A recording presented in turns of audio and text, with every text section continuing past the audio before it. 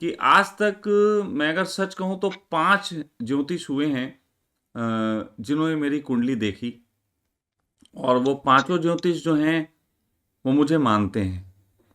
और पांचों ने बहुत साल पहले ही कुंडली देख के कह दिया था कि ये कुछ अलग तरीके का संगठन बनाने के लिए पैदा हुआ है, और ये जो संगठन बनाएगा वो दुनिया का सबसे बड़ा संगठन होगा, ऐसा उन्होंने कहा था। सच कहूँ बिल्कुल तो गुरु जी। मुझे किसी की बात पे विश्वास नहीं होता, मैं ये नहीं मानता, और ना ही कभी संगठन बनाने की इस तरीके की मेरी कोशिश रही।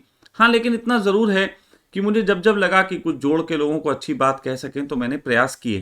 लेकिन गुरु जी, नियति तो यही चाहती है ना हाँ, आपसे। ये अलग बात है।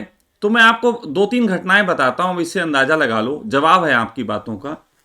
तो हाँ जी। एक तो ये कि मैं संगठन बनाऊंगा, दुनिया का सबसे बड़ा संगठन होगा, और उसे जी। बनाने का वर्ष भी यही है। इत्तेफाकन इसी वर्ष ये शुरू हुआ। बिल्कुल, इस जो जो भविष्यवालिका में मैंने पढ़ा है वो सब सच साबित हो रहा है आपके साथ।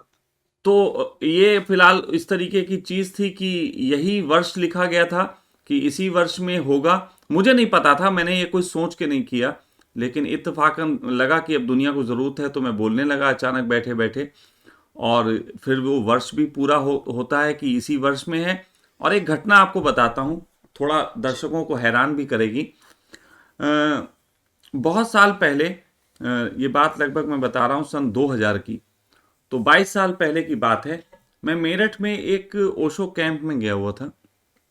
तो वहाँ पे एक लड़का जो था, वो मुझे जो था वो देख के, वो बड़ा अजीब सा घूरता रहता था, जैसे मुझे देखता था तो देखते ही रहता था। और मैं उससे थोड़ा इरिटेट भी हो रहा था, ये क्या कर रहा है। मुझे उस समय तो ऐसा लगा कहीं वो गे वाला तो नहीं सीन है कि गे वाला हो, मुझे टकराए यार, ये चक्कर क्या है। क्योंकि ओशो वालों में ऐसे आ जाते हैं। तो भाई बड़ा वो, मेरा दिमाग खराब।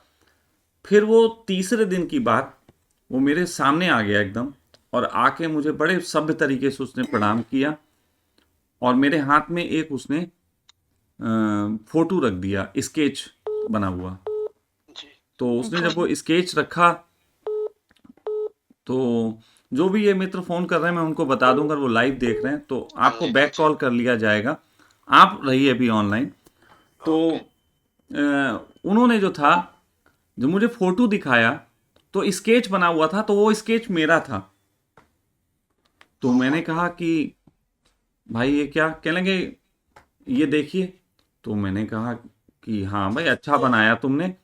तो कहने का गौर से देखिए, स्केच बना हुआ नहीं है, ये स्केच जो है वो प्रिंट आउट निकला हुआ है। तो मैंने कहा फिर किसने बनाया, ये प्रिंट आउट मतलब निकला हुआ है। तो उसने मुझे ऐसा करके कहा कि एक, अब देखो कई तरीके से बातें जुड़ती हैं। तो एक शंकराचार्य, जो आखिरी शंकराचार्य हुए, हाँ जगत जी। गुरु शंकराचार्य, मैं इन वालों की बात नहीं कर रहा जो सो कॉल्ड आजकल घूम बिल्कुल रहे हैं, बिल्कुल। जो मैं रियल जगत में थे। गुरु शंकराचार्य की बात कर रहा हूँ। तो उन्होंने कहा था कि शंकराचार्य ने अपने मरने से पहले एक चित्र बनवाया था, और उन्होंने कहा था कि मैं अगली बार इस रूप में पैदा होऊंगा। और कहने लगे कि ये चित्र उनकी वेबसाइट पे पड़ा हुआ है, मुझे नहीं मालूम, मैंने आज तक खोल के नहीं देखी, इसकी मैं जांच पड़ताल नहीं की, वो मजाक कर रहा है सच बोल रहा। सच बात तो ये 22 साल पहले मुझे ऐसी बकवासों से कोई लेना देना नहीं रहता था जो करते हैं लोग। तो उसने मुझे बहुत मतलब श्रद्धा के साथ कहा कि इस फोटो को बहुत लोगों से मिलाया गया, इवन कि रविशंकर से भी मैच करा गया कि रविशंकर से मैच खा जाए, लेकिन उनसे ये फोटो 80% मैच खाता है। ये उस समय की बात, 20 साल पहले रविशंकर भी बड़े बाल और उस तरीके के थोड़े थे, दाढ़ी उनकी थोड़ी लंबी थी, मेरी थोड़ी छोटी थी। तो उसने कहा कि आप जो हैं डिट्टो मैच खाते हैं इस फोटो से। और उसने कहा कि ये रविशंकर की साइट पे है। अब ये बड़ी हैरानी का विषय था। तो उसने कहा कि रवि मतलब सॉरी, रविशंकर कह रहे, शंकराचार्य की वेबसाइट पे था कि मरने से पहले उन्होंने ये बनवा दिया था। तो एक तो घटना ये हो गई। ज्योतिष सारे मेरे पीछे पड़े हुए हैं पिछले कई सालों से कि कुछ तो होगा, और बहुत बड़ा होगा, इतना बड़ा कभी हुआ ही नहीं होगा। अब मैं सोचता हूँ कितना बड़ा संगठन हो सकता है। तो ऑनलाइन की अगर बात करूं, तो ऑनलाइन संगठन में तो पूरी दुनिया के लोग जुड़ सकते हैं। और अंदर से ऐसा विश्वास आ गया है कि अब मुझे और कुछ करना ही नहीं है इसके अलावा, बस यही 8 PM पे रोज शाम को 8 बजे खून चूसूंगा सबका आके, बस यही है अब करना, और कुछ करना ही नहीं है। तो ये भी एक बात चल रही है। दूसरी तरफ एक और घटना हम बता रहे हैं, वो घटना मुस्लिम संप्रदाय से जुड़ी हुई है। ये घटना जानना इसलिए इम्पोर्टेंट है कि इसके पीछे भी एक कहानी है। मैंने सन 2009 में एक चुनाव लड़वाया था एक लड़के को, तो प्रेमियों के लिए वोट दो, प्रेम के नाम, प्रेम की सम्मान की लड़ाई, ऐसे करके एक छेड़ा था। तो वहाँ पे एक घटना घटी थी कि एक मौलाना साहब जो थे, हाजी थे, तो प्रचार के दौरान ही शाम को हम लोग निकल रहे थे, तो पंपलेट हमारे बटे थे, उसमें हमारा फोटो पड़ा हुआ था। तो शाम को एक हाजी जी ने हमें रोक लिया और साइड में ले जाके मेरा हाथ चूमा। तो हाजी का हाथ चूमना थोड़ा कीमती बात होती है, ये मैं जानता हूँ मुस्लिम धर्म की इतनी बात कि हाजी किसी का हाथ नहीं चूमते। उन्होंने मेरा हाथ चूमा और कहने लगे कि, मैंने कहा आप क्या कर रहे हैं? कहने लगे हमें आपसे बहुत उम्मीदें हैं। तो उन्होंने मेरा फोटो अपनी जेब से निकाल के दिखाया और कहने लगे कि ये फोटो देख के अब हमारी सुबह और रात होती है, सोते वक्त फोटो देखते हैं, सुबह उठते सबसे पहले आपका फोटो देखते हैं, एक उम्मीद हो आप हमारे लिए। तो मैंने कहा क्या उम्मीद हूँ, किस तरीके की? तो उन्होंने कहा कि मोहम्मद साहब ने 1400 साल के लिए ईसाइयत मांगी थी, वो सॉरी ये इस्लाम मांगा था, और उन्होंने कहा था कि 1400 साल बाद जो है वो इसको एक राह दिखाने के लिए जीसस आएंगे, मतलब जीसस फिर आएंगे, ऐसी एक उम्मीद थी। अब वो कहने लगे हमें ऐसा लगता है आप ही के बारे में बोल रहे हैं, और बड़ा उनका भाव थे।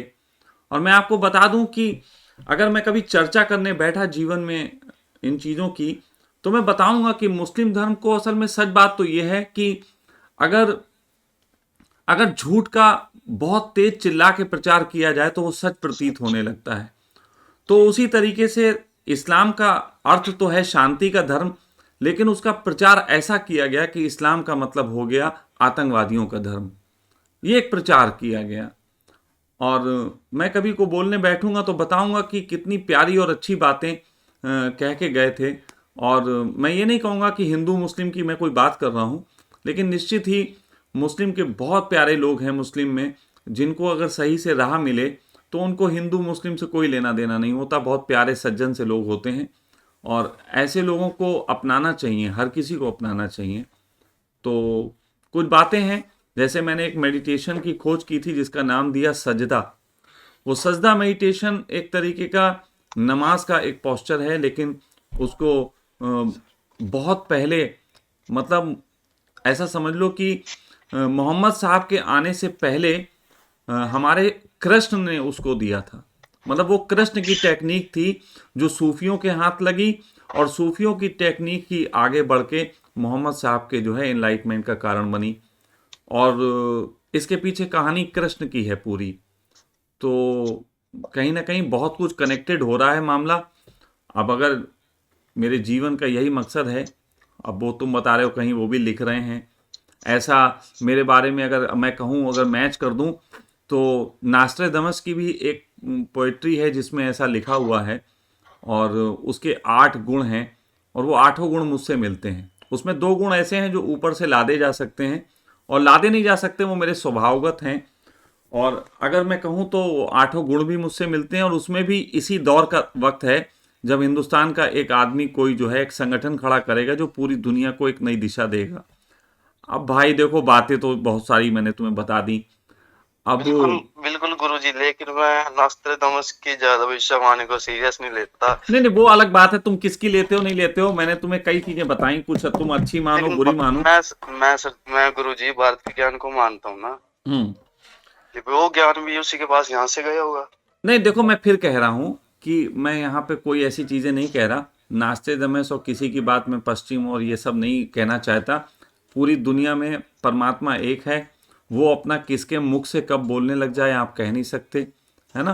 तो वो अलग अलग ढंग से बोलता है, चित्रकार की चित्रकारी में बोलता है, ज्योतिष के ज्ञान में बोलता है, किसी के शास्त्र में बोलता है, तो उसके अपने ढंग हैं।